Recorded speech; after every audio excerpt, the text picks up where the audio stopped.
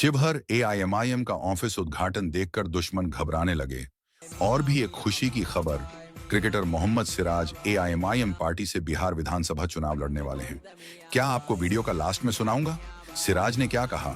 सबसे पहले आप शिवहर में एआईएमआईएम का कार्यालय का उद्घाटन को लेकर राणा रणजीत सिंह ने क्या कहा, आप खुद ही सुन लीजिए। शिव और हरि का मिलन का ये जगह है, इलाका है, इसलिए इसका नाम शिवहर है। और हम लोगों ने शिवरात्रि के दिन अपने शिवहर कार्यालय का शुभारंभ किया है, चुनावी शंखनाद किया है। और जैसा कि आपको देख ही रहे होंगे, आज कोई एक जाति के लोग यहाँ उपस्थित नहीं है और शिवरात्रि का दिन हम लोगों ने चुना है, जो पूरे देश में एक न्यूज़ बना। और मैं देख रहा था कई बड़े बड़े चैनलों ने भी इसको दिखाया कि एमआईएम जो है शंकर भगवान का फोटो क्यों लगा दिया अपने पोस्टर में, राणा रणजीत सिंह जैसे लोग यहाँ किस पार्टी से क्यों जुड़ रहे हैं। तो ये एक जवाब है और एक आगाज़ है। और हम लोग कोई भी काम करते हैं तो हर हर महादेव और अपने भोलेनाथ का नाम लेकर के करते हैं। तो ये कार्यालय का शुभारंभ है, चुनावी शंखनाद है। हमारे शिवहर के जिला अध्यक्ष डॉक्टर मिसबाहुल हक साहब ने बहुत मेहनत किया है। संगठन को जो है पंचायत और बूथ लेवल तक लोग पोलिंग एजेंट बनाते होंगे चुनाव के समय, हम लोगों ने पोलिंग एजेंट आज ही बनाना का शुरू कर दिया है। और हम लोगों ने ये प्रण लिया है कि 31 मार्च से पहले अपना पोलिंग एजेंट तक तैयार कर देंगे। हमारी पार्टी की पॉपुलैरिटी है, लेकिन हम संगठित नहीं थे, हमारा पार्टी और संगठन मजबूत नहीं था। तो कार्यालय ये मेन रोड पे खोलने का मकसद यही है कि जो भी मेरे भाई, जो हर जाति हर धर्म के लोग हैं, उनको ला करके जोड़ना। और वो एक रास्ता ढूंढते थे कि भाई इस पार्टी से हम कैसे जुड़े। और आज से जो है लोगों की सेवा करके लोगों के दिल में जगह बनाना 8 महीना है।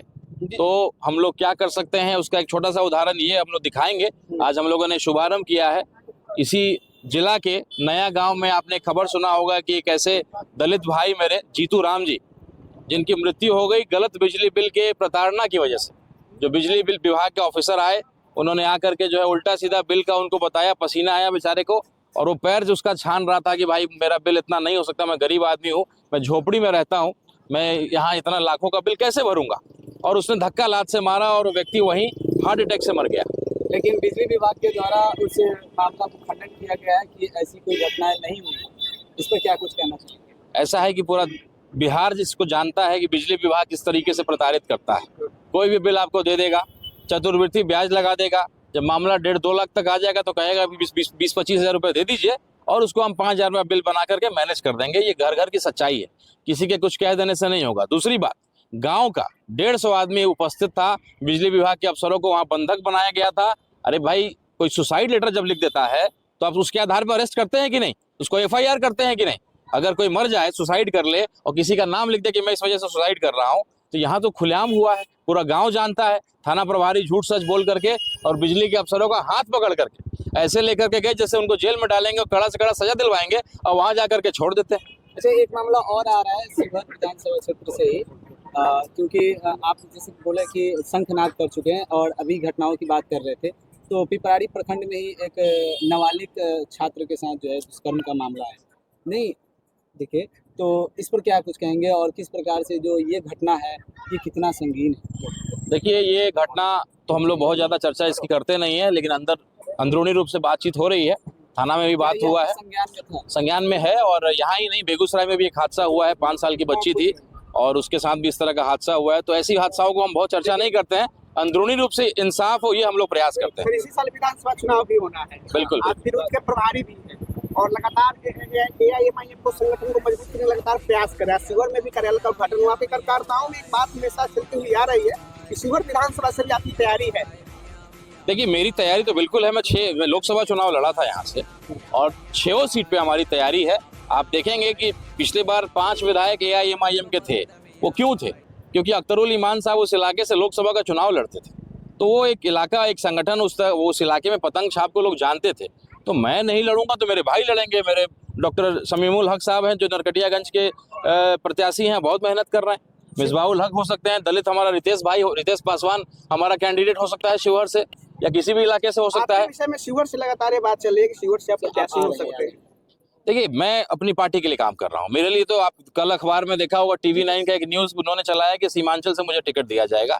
और मेरे जो राष्ट्रीय प्रवक्ता हैं उन्होंने कहा कि भाई एक हिंदू के लड़के को पूरा मुसलमान समाज, मुसलमान बहुल बलरामपुर जो है वहाँ 75% मुझे लगता है कि मुस्लिम पॉपुलेशन है, या किशनगंज के इलाके में लगभग 70% मुस्लिम पॉपुलेशन। तो पार्टी ने अगर आदेश दिया सीमांचल से लड़ने का तो मैं वहां से लड़ूंगा। वो एक मैसेज देना चाहते हैं कि ये पार्टी को कहते हैं कि मुसलमानों की पार्टी है, तो एक हिंदू के बेटा को, एक क्षत्रिय के बेटा को सदन में भेजेंगे केवल मुसलमान के वोट से।